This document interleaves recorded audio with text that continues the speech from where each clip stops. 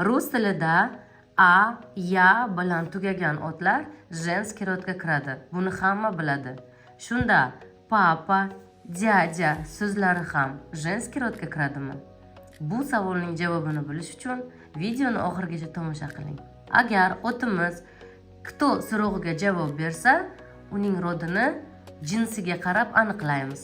Erkak jinsiga tegishli bo'lgan jonli otlarimiz мужской rodga, ayol jinsiga tegishli bo'lgan jonli otlarimiz женский rodga kiradi.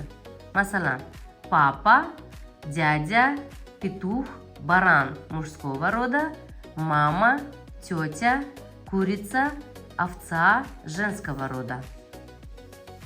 Jonsiz otlarimiz esa что so'rog'iga javob bo'ladi va ularni rodini aniqlashda oxirgi harfiga e'tibor qaratishimiz kerak.